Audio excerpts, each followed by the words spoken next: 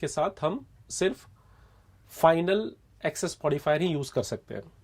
Instance variable, static field या जो हमारा नेक्स्ट लेवल ऑफ वेरिएबल्स है, ये सारी चीजें हम लोग जैसे जैसे ऑब्जेक्ट ओरिएंटेड प्रोग्रामिंग में आगे बढ़ते जाएंगे, ये सारे वेरिएबल्स के बारे में मैं डिस्कस करता जाऊंगा। तो अभी मैंने सिर्फ एक लोकल वेरिएबल्स के बारे में आपसे आपको डिस्क्राइब करा है। पैरामीटर्स वेरिएबल्स क्या है, इंस्टेंस वेरिएबल्स क्या है, स्टैटिक वेरिएबल्स क्या है, ये हम लोग प्रोग्रामिंग वाइज देखते जाएंगे। आज का जो मेरा टॉपिक है वो बहुत ही इंपॉर्टेंट टॉपिक है। वो टॉपिक है default constructor added by the compiler. यानी जब हम जावा में कोई क्लास लिखते हैं तो कैसे एक default constructor automatically compiler add करता है और उस डिफॉल्ट कंस्ट्रक्टर का पर्पस क्या है। तो आज का सेशन बड़ा ही इंपॉर्टेंट है। तो इसको जानने से पहले हम थोड़ा सा कंस्ट्रक्टर के बारे में आपको बताना चाहते हैं। हालांकि कंस्ट्रक्टर हम काफी डिटेल्स में पढ़ेंगे। तो यहां पर एक छोटी सी चीज हम आपसे शेयर करना चाहते हैं कि जावा में जब भी क्लास का नाम और मेथड्स का नाम अगर ये दोनों सेम हो, क्लास का नाम और मेथड्स का नाम यानी फंक्शन का नाम, अगर ये दोनों सेम हो तो उस फंक्शन को, उस मेथड को हम लोग क्या बोलते हैं? उसको हम लोग बोलते हैं कंस्ट्रक्टर। ठीक है, कंस्ट्रक्टर के बारे में हम डिटेल में बात करेंगे। तो अगर क्लास का नाम और आपके मेथड्स का नाम दोनों सेम हो तो उसको हम लोग क्या बोलते हैं? कंस्ट्रक्टर। और कंस्ट्रक्टर कभी भी कोई रिटर्न टाइप नहीं लेता। इवन हम यहां पे वॉइड भी नहीं लिख सकते। अगर आप यहां पे वॉइड लिखते हो तो फिर ये कंस्ट्रक्टर ना रहकर मेथड हो जाएगा। ठीक है, इसके बारे में भी हम लोग बात करेंगे।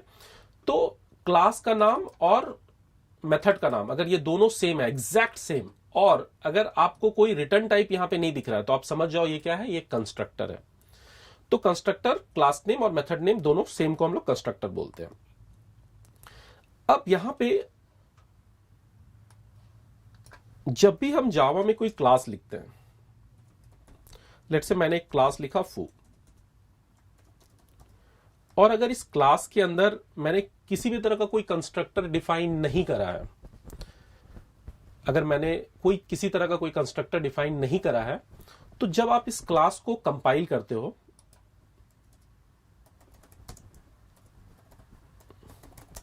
At the time of compilation,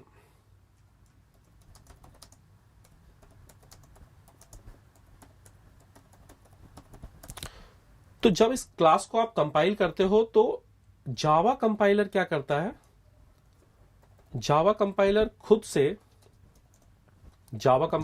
से एक डिफॉल्ट कंस्ट्रक्टर ऐड करता है।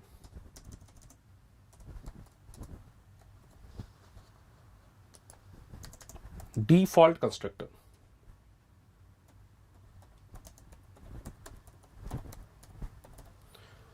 तो ये डिफॉल्ट कंस्ट्रक्टर कंपाइलर कब ऐड करता है? जब आप किसी भी तरह का कोई कंस्ट्रक्टर अपने क्लास में नहीं लिखते हो। अगर मैंने एक क्लास लिखा और उस क्लास में मैंने किसी भी तरह का कोई कंस्ट्रक्टर डिफाइन नहीं करा है तो कंपाइलर खुद ब खुद एक डिफॉल्ट कंस्ट्रक्टर उस क्लास में ऐड कर देगा जब आप अपने प्रोग्राम को कंपाइल करते हो। अब ये डिफॉल्ट कंस्ट्रक्टर जो कंपाइलर ऐड कर रहा है उसका पर्पस क्या है, इसमें एक्चुअली होता क्या है, ये सारी चीजें हम डिस्कस करें। तो यहां पर अगर हम सपोज एक प्रोग्राम के थ्रू इसको दिखाना चाहें कि कैसे डिफॉल्ट कंस्ट्रक्टर कंपाइलर ऐड कर रहा है और उसका पर्पस क्या है। सपोज मैंने एक क्लास लिया स्टूडेंट, और यहां पे मैं कुछ वेरिएबल्स ले रहा हूं। इन वेरिएबल्स को हम लोग बोलते हैं इंस्टेंस वेरिएबल। सपोज मैंने ले लिया स्टूडेंट नंबर और मैंने ले लिया स्ट्रिंग स्टूडेंट नेम। अब आप सोच रहे हो कि वेरिएबल्स को तो जनरली हम लोग प्राइवेट डिक्लेयर करते हैं, तो सर प्राइवेट क्यों नहीं डिक्लेयर कर रहे हैं? तो जैसे जैसे हम लोग कॉन्सेप्ट्स में आएंगे, जैसे जैसे हम लोग एब्स्ट्रैक्शन पढ़ेंगे, डेटा हाइडिंग पढ़ेंगे, एनकैप्सुलेशन पढ़ेंगे, हम चीजों को इंजेक्ट करते जाएंगे, चीजों को धीरे धीरे लिखते जाएंगे। अभी हम चीजों को सिंपल बनाना चाह रहे हैं ताकि आप चीजों को आसानी से समझ सको। ओके, तो जब भी वेरिएबल्स हम डिफाइन करते हैं तो हमें उन वेरिएबल्स को प्राइवेट डिक्लेयर करना चाहिए, लेकिन जैसे ही हम लोग डेटा हाइडिंग कॉन्सेप्ट्स पढ़ेंगे तो हम इनको प्राइवेट डिक्लेयर करेंगे। तो अभी ये कैसे वेरिएबल्स हैं? इन वेरिएबल्स को हम बोलते हैं इंस्टेंस वेरिएबल्स। इंस्टेंस वेरिएबल्स, इसके बारे में भी बात करेंगे हम लोग नेक्स्ट वीडियो में। मैं आपको बताऊंगा कि इंस्टेंस वेरिएबल्स क्या होता है, स्टैटिक वेरिएबल्स किसे बोलते हैं, ओके, और लोकल वेरिएबल्स और पैरामीटर्स वेरिएबल हम किसे बोलते हैं। अभी यहां पे मैंने ये दोनों मेरे इंस्टेंस वेरिएबल है, स्टूडेंट नंबर भी मेरा इंस्टेंस वेरिएबल है, स्टूडेंट नेम भी मेरा इंस्टेंस वेरिएबल है। इसके बाद मैंने यहां पे एक मेथड लिखा, एक फंक्शन लिखा, let's say public void talk, और यहां पे हम सिंपली इन दोनों वेरिएबल्स के वैल्यू को प्रिंट करना चाह रहे हैं। सपोज मैंने लिखा माई roll number is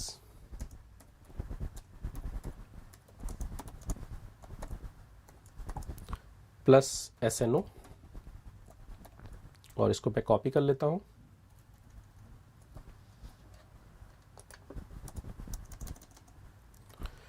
my name is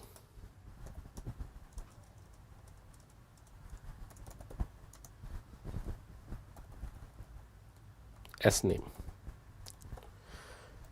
तो ये एक मेरा फंक्शन है जिसका नाम वॉइड टॉक है, और इस फंक्शन के बाद हम यहां पे क्या कर रहे हैं, यहां पर हम अपना मेन मेथड डिफाइन कर रहे हैं, public static void main string of arcs,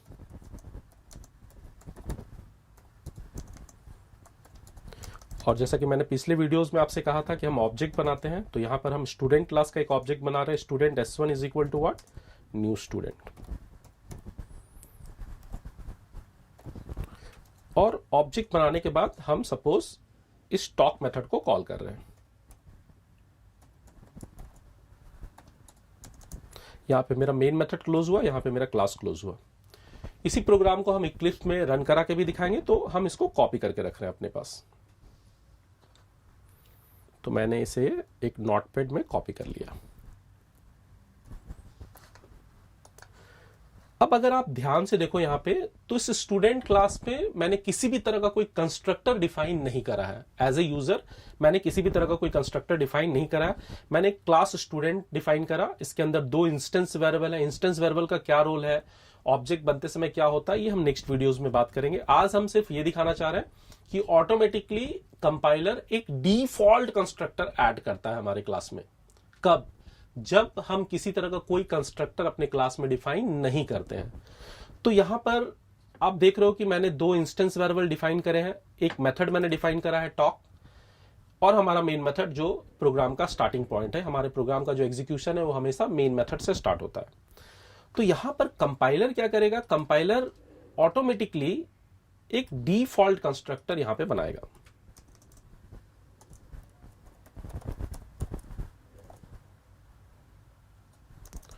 यानी ये जो डिफॉल्ट कंस्ट्रक्टर ऐड कर रहा है, ये कौन ऐड कर रहा है, ये हमारा कंपाइलर खुद ब खुद इस डिफॉल्ट कंस्ट्रक्टर को यहां पे ऐड कर रहा है। और इस डिफॉल्ट कंस्ट्रक्टर का मेन पर्पस क्या है? इस डिफॉल्ट कंस्ट्रक्टर का मेन पर्पस है हमारे इंस्टेंस वेरिएबल को इनिशियलाइज करना विथ सम डिफॉल्ट वैल्यूज। तो यहां पे जो हमारा स्टूडेंट रोल नंबर है, इसको ये इनिशियलाइज कर देगा 0 से। ये इनविजिबल चीजें हैं, मैं एजम्पशन बता रहा हूं, ये आपको दिखेगा नहीं, ये इंटरनल कंपाइलर इस चीज को कर रहा है। और ये जो SName है, इसको ये इनिशियलाइज कर देगा नल से। सर ऐसा क्यों? ऐसा इसलिए कि जो भी इंटीजर डेटा टाइप वेरिएबल है, उन वेरिएबल्स का वैल्यू ये इनिशियलाइज करता है 0 से। जो भी स्ट्रिंग है उनको इनिशियलाइज करता है ये नल से। अगर ये फ्लोट होता तो 0.0, ऑब्जेक्ट होता तो नल। इस तरीके से हमारे पास डिफॉल्ट वैल्यूज है। जो भी हमारे पास डेटा टाइप्स हैं उनका डिफॉल्ट वैल्यूज हमारे पास है।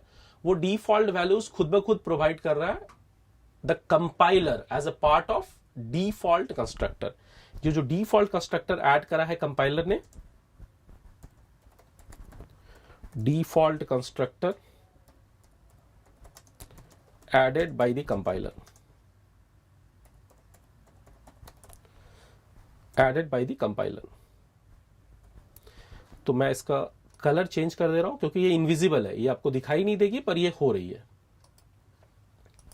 ठीक है, तो ये डिफॉल्ट कंस्ट्रक्टर कंपाइलर ने ऐड किया। इसका मेन पर्पस क्या है? इसका मेन पर्पस है आपके इंस्टेंस वेरिएबल को इनिशियलाइज कर देना। अब इस प्रोग्राम में हो क्या रहा है? अगर हम थोड़ा सा बात करें कि इस प्रोग्राम में हो क्या रहा है, तो अगर आप देखो जावा में किसी भी प्रोग्राम का जो एग्जीक्यूशन है वो हमेशा मेन मेथड से स्टार्ट होता है।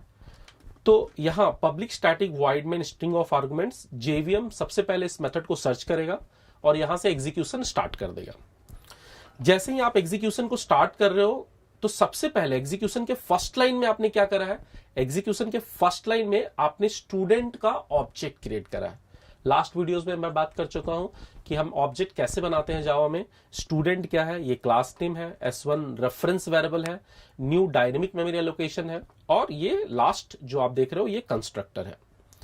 तो इंटरनली ये हो क्या रहा है, अगर हम ऑब्जेक्ट बनाते हैं तो इंटरनली होता क्या है। तो अगर आप इसको ध्यान से देखो, student S1 is equal to new student, तो ये आपको ऐसा लगेगा कि जैसे राइट हैंड साइड का कुछ वैल्यू हम लेफ्ट हैंड साइड में असाइन कर रहे हैं।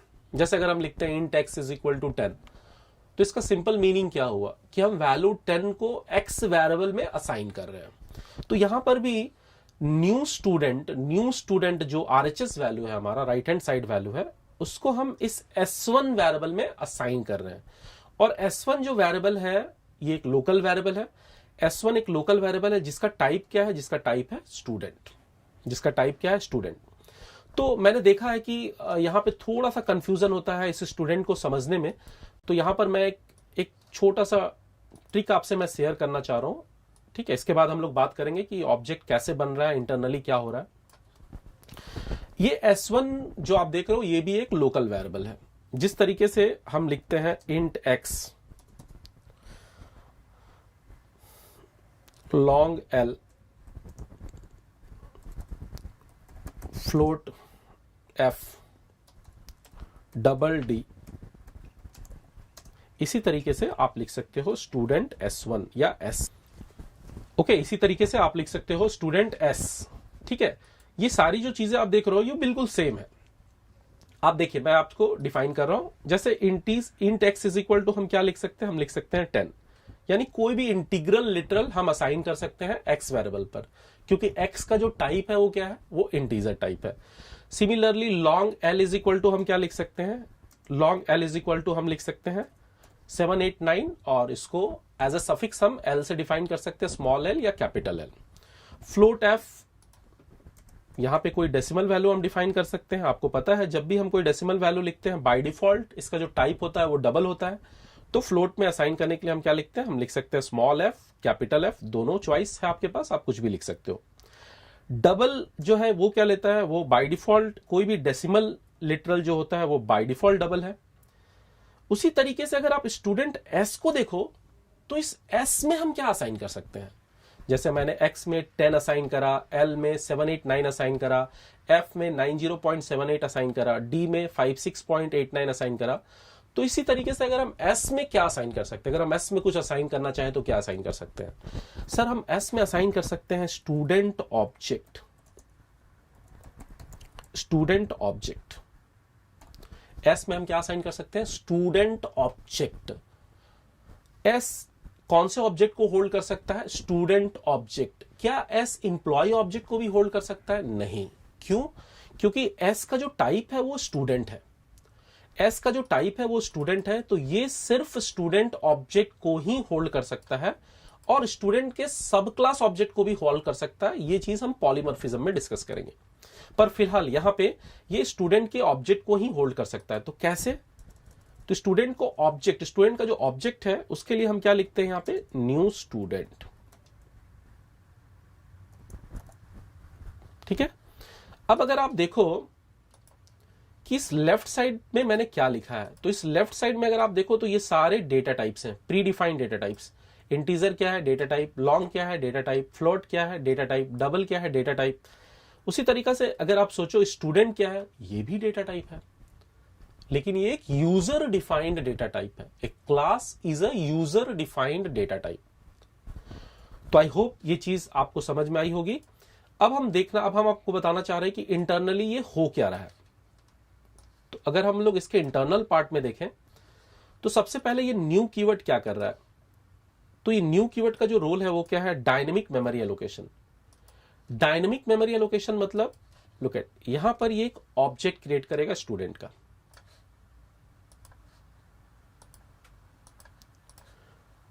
तो यहां पर ये स्टूडेंट का ऑब्जेक्ट क्रिएट हुआ। अब अगर आपको याद होगा तो मैंने पिछले वीडियो में आपसे बात करा था कि एक ऑब्जेक्ट के पास तीन चीजें होती है, 3 कैरेक्टरिस्टिक्स है। सबसे पहले ऑब्जेक्ट का नेम। तो इस ऑब्जेक्ट का नाम क्या हमने रखा है? इस ऑब्जेक्ट का नाम हमने रखा है S1। लुक एट, ऑब्जेक्ट यहां पे बन रहा है, इस ऑब्जेक्ट का नाम आपने रखा है S1। S1 is the reference variable जो इस ऑब्जेक्ट को रेफर कर रहा है। तो ये हो गया S1, इस ऑब्जेक्ट का नाम। उसके बाद दूसरी जो चीज होती है ऑब्जेक्ट में, वो मैंने बताया था आपको कि इसमें वेरिएबल्स होते हैं। तो ये देखो, ये SNO मेरा वेरिएबल है और दूसरा वेरिएबल मेरा क्या है? SName। और उसके बाद मैंने आपसे कहा था कि ये इसके बाद ये क्या रखता है? ये फंक्शंस, मेथड्स को डिफाइन करता है। तो सबसे पहला मेरा फंक्शन क्या है? मेन, जो कि string of arguments as a parameter ले रहा है। और दूसरा जो फंक्शन है जो मैंने अपने वैल्यू को प्रिंट करने के लिए बनाया है, वो फंक्शन है टॉक। तो हो गया ये ऑब्जेक्ट। ऑब्जेक्ट 3 कैरेक्टरिस्टिक्स को कंटेन करता है। Name of the object, variables, इस स्टूडेंट क्लास के पास कौन कौन से वेरिएबल्स हैं, स्टूडेंट नंबर, स्टूडेंट नेम, और कौन कौन सा फंक्शन है, मेन और टॉप। ये न्यू कीवर्ड का काम है, यानी न्यू कीवर्ड ने मेमोरी को एलोकेट कराया। जैसे आप मान लो कि स्टूडेंट नंबर आपने लिखा है, तो स्टूडेंट नंबर जो है वो कितना मेमोरी ऑक्यूपाई कर रहा है? वो 4 बाइट्स ऑफ मेमोरी ऑक्यूपाई कर रहा है। उसी तरह आपने नेम लिखा है, name is string, string is a collection of character, each character is occupying 2 bytes of memory. तो जो भी मेमोरी का रिक्वायरमेंट है, जो भी मेमोरी मुझे चाहिए ऑपरेटिंग सिस्टम से, ये मैंने यहां पे न्यू कीवर्ड के थ्रू एलोकेट करवा दिया। यानी न्यू कीवर्ड उन सारे को मेमोरी एलोकेट करवा देता है with the help of what? Operating system. तो न्यू कीवर्ड का मेरा काम यहां पे एंड हो गया। अब न्यू कीवर्ड के बाद अगर आप देखो, जो सेकेंड चीज है वो क्या हो रही है? ये न्यू कीवर्ड का काम कंप्लीट हुआ। अब ये जो सेकेंड चीज है वो क्या हो रही है? आप यहां से कंस्ट्रक्टर को कॉल कर रहे हो। तो ये कंस्ट्रक्टर कैसे कॉल हो रहा है? कंस्ट्रक्टर तो मैंने डिफाइन करा ही नहीं। तो प्लीज नोटिस, ये कौन से कंस्ट्रक्टर को कॉल कर रहा है? ये वही डिफॉल्ट कंस्ट्रक्टर को कॉल कर रहा है जो कंपाइलर ने ऐड किया है। अगर ये कंपाइलर इस कंस्ट्रक्टर को ऐड ना करे तो जावा में ऑब्जेक्ट क्रिएशन पॉसिबल ही नहीं होगा। अगर आपसे कोई पूछे कि कंपाइलर क्यों कंस्ट्रक्टर को ऐड करता है, तो कंपाइलर कंस्ट्रक्टर को इसलिए ऐड करता है ताकि ऑब्जेक्ट क्रिएशन पॉसिबल हो सके जावा में। अदरवाइज तो क्या होगा? आपको एक कंस्ट्रक्टर चाहिए ताकि आप उसे कॉल कर सको। इसका यह मतलब हुआ कि हमारे जावा प्रोग्राम्स में हर एक क्लास में एक कंस्ट्रक्टर है। हर एक क्लास में हमारे जावा प्रोग्राम्स में एक कंस्ट्रक्टर है। वो कंस्ट्रक्टर आप खुद से लिख रहे हो, यूजर खुद से लिख रहा है, या फिर वो कंपाइलर खुद से ऐड कर दे रहा है। यानी हर एक जावा क्लास, कंक्लूजन क्या है? हर एक जावा क्लास जो हम लिखते हैं जावा में, उस क्लास के अंदर क्या है? कंस्ट्रक्टर है। या तो हम लिख रहे हैं, यूजर खुद से डिफाइन कर रहा है, और अगर यूजर खुद से ना डिफाइन करे तो कंपाइलर उसको खुद से ऐड कर दे रहा है। तो जैसे ही ये कंस्ट्रक्टर आप कॉल कर रहे हो, यहां से ऑब्जेक्ट क्रिएशन होने के समय जैसे ही ये कॉल हो रहा है, कॉल होते के साथ आपका जो SNO है उसका वैल्यू क्या हो रहा है? उसका वैल्यू चेंज होकर हो जा रहा है। उसका वैल्यू जो है वो इनिशियलाइज हो जा रहा है। जो डिफॉल्ट कंस्ट्रक्टर हमें वैल्यू प्रोवाइड कर रहा है 0, और SName जो है उसका वैल्यू जो है वो इनिशियलाइज हो जा रहा है किससे? नल से। तो आप देखो ये राइट हैंड साइड का पूरा काम मेरा कंप्लीट हो गया।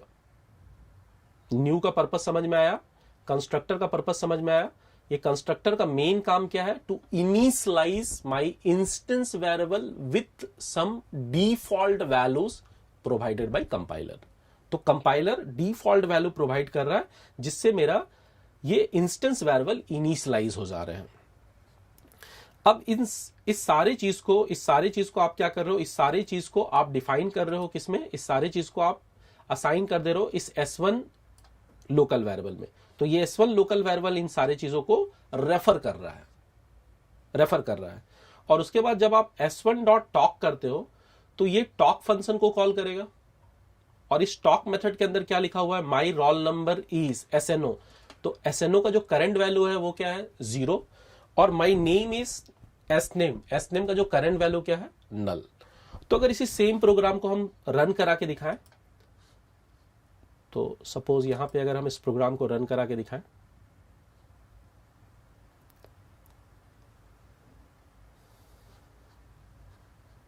कहीं पे भी अगर हम यहां पर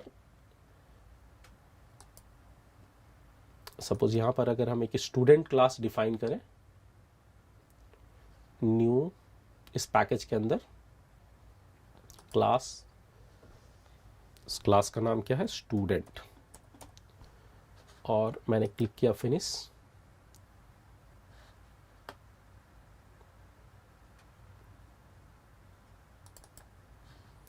और मैंने इस कोड को ऑलरेडी कॉपी किया हुआ है, तो मैं इसे कॉपी कर रहा हूं फिर से, और मैंने इसे यहां पे पेस्ट कर दिया। ठीक है, ये देखिए, ये कोड को मैंने यहां पे पेस्ट कर दिया, मैंने इसे सेव करा और अब मैं इसे रन करा रहा हूं।